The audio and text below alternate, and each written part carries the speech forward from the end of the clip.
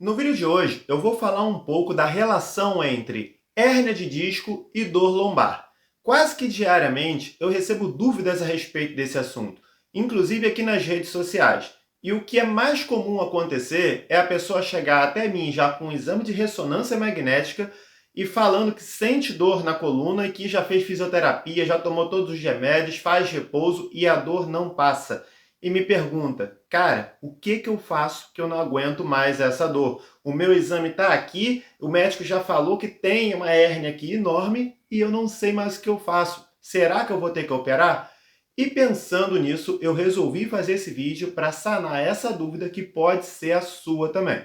Então, para você que ainda não me conhece, eu sou Rodrigo Coutinho, fisioterapeuta e especialista em saúde da coluna. Seja bem-vindo ao meu canal. E para facilitar um pouco a sua compreensão, eu vou dividir esse vídeo em algumas partes, para que fique mais fácil de você entender sobre esse assunto. E a primeira parte desse vídeo eu vou falar sobre o exame de imagem.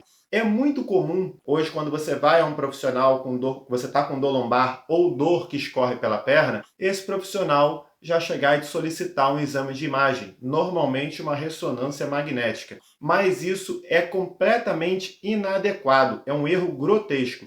Isso por quê? Primeiro motivo, a maioria das dores lombares são inespecíficas. Quando eu falo a maioria, eu me refiro a cerca de 90% das dores lombares são de origem inespecífica. Uma dor de origem específica significa que eu não posso atribuir a origem dessa dor a uma estrutura em comum, uma estrutura específica. E o exame de imagem, ele serve exatamente para que eu possa observar anatomicamente alguma estrutura. Então, se eu sei que 90% das dores lombares são inespecíficas, você acha correto eu solicitar um exame de imagem para tentar ver algo que eu já sei que a maioria das dores não pode ser atribuída a alguma estrutura? Então, exame de imagem como diagnóstico para diagnosticar dor lombar está errado.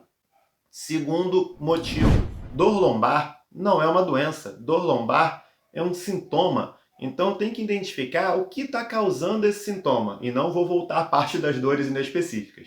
Terceiro, eu posso simplesmente solicitar um exame de imagem e olhar lá no exame de imagem e ver que você tem sim uma hérnia de disco, por exemplo, bem grande. Sendo que o fato de você ter uma hérnia de disco não quer dizer que a sua dor esteja sendo originada dessa hérnia de disco. Dor ou qualquer outro sintoma, tá ok? Então, o exame de imagem, ele pode me dar um falso positivo, porque quando eu olho o exame de imagem, eu já sou meio que influenciado por esse exame. Então, se eu estou olhando o exame de imagem e você me fala que você está com uma dor nas costas, que você está com uma dor que escorre pela perna, e eu vejo no exame de imagem que você tem uma hérnia de disco, poxa, a conclusão fica óbvia. É claro que a dor é dessa hérnia de disco. Só que não é assim que acontece.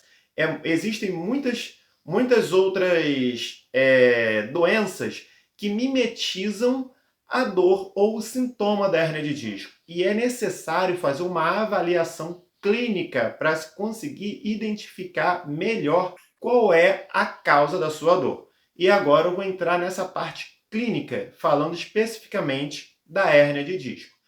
É muito comum as pessoas relacionarem toda a dor lombar à hérnia de disco. Porém, algumas características da hérnia de disco são assim fáceis da gente conseguir identificar.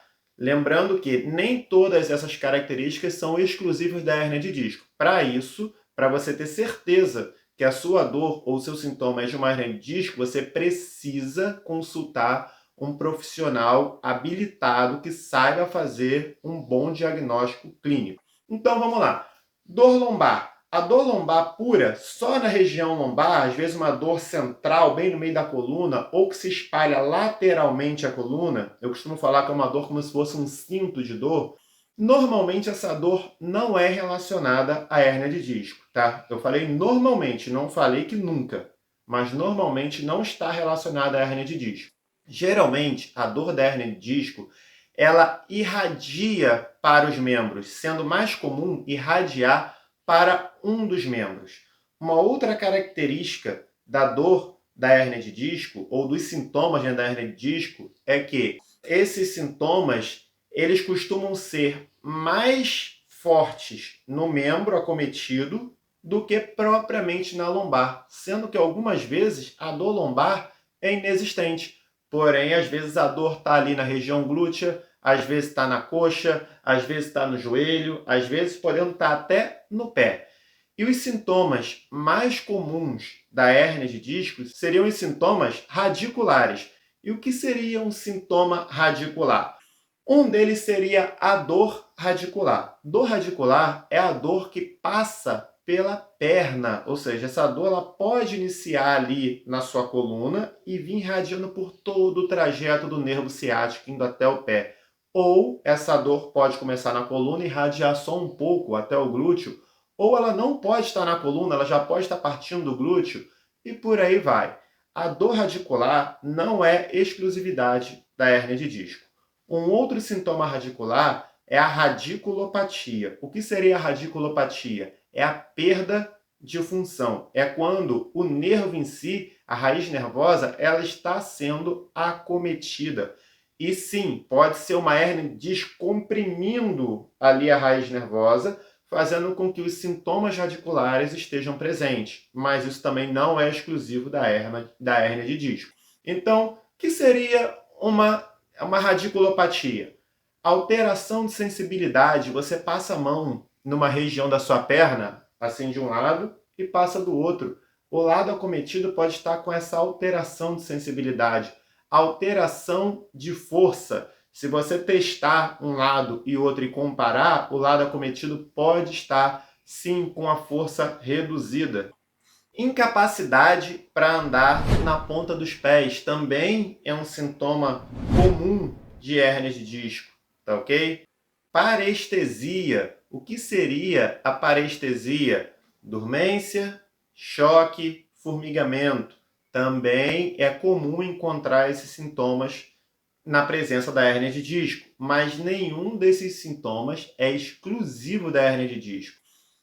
Perda de função do esfíncter. Às vezes a pessoa perde a função da bexiga, não consegue mais segurar a urina, ou mesmo a função ali do esfíncter fecal, ela não consegue mais segurar a vontade de defecar e acaba perdendo fezes ou perdendo urina. Então, esse já seria um sinal mais grave do acometimento da hérnia de disco, podendo já estar evoluindo para uma síndrome da cauda equina, que não é o nosso assunto aqui.